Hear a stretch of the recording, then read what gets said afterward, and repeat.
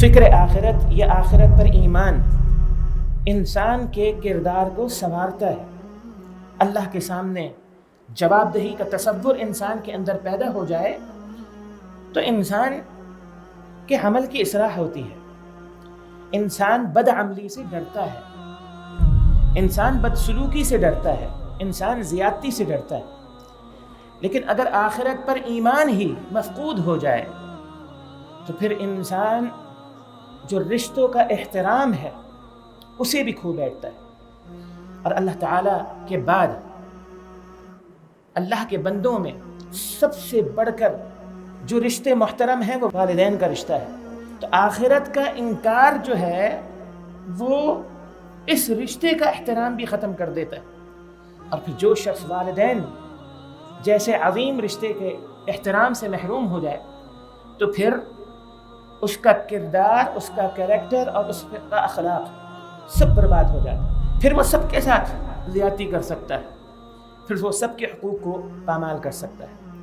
اسی لیے نبی کریم صلی اللہ علیہ وسلم کی اگر آپ تربیت دیکھیں، اگر ایک جملے میں عرب کے معاشرے کی اصلاح کی بنیاد ذکر کی جائے کہ اللہ کے پیغمبر نے کیسے اس انتہا کے بگڑے ہوئے معاشرے کو سدھار کے اور سنوار کے رکھ دیا.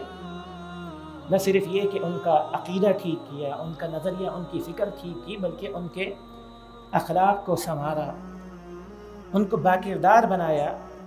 تو اس کا ایک جملے میں جواب یہ ہے کہ اللہ رب العالمین کے پیارے حبیب صلی اللہ علیہ وسلم نے ان کے اندر آخرت کی فکر پیدا کر دی. اسی لیے آپ یہ دیکھیں گے کہ قرآن مجید جب بھی کسی اہم بات کی طرف اشارہ کرتا ہے، اسے سمجھاتا ہے، تو اللہ پر اور آخرت پر ایمان کا ذکر کیا جاتا ہے کہ دیکھو اگر تمہیں اللہ پر ایمان ہے اور آخرت کے دن پر ایمان ہے، کیونکہ ان دونوں کا بڑا گہرا تعلق ہے. اللہ پر ایمان کا معنی یہ ہے کہ ایک دن آنا ہے جس اللہ پر تمہارا ایمان ہے اس اللہ کے سامنے تم نے کھڑا ہونا ہے اور اس اللہ نے پوچھنا ہے اور تمہیں جواب دینا ہے. لہذا اللہ پر اگر ایمان ہے اور آخرت پر ایمان ہے تو پھر ایسا کرنا ہے. اللہ پر ایمان ہے اور آخرت پر ایمان ہے تو ایسا نہیں کرنا. قرآن مجید کے اندر بھی اور رسول اکرم صلی اللہ علیہ وسلم کی احادیث مبارکہ میں بطور مثال میں ایک آیت آپ کے سامنے ذکر کروں.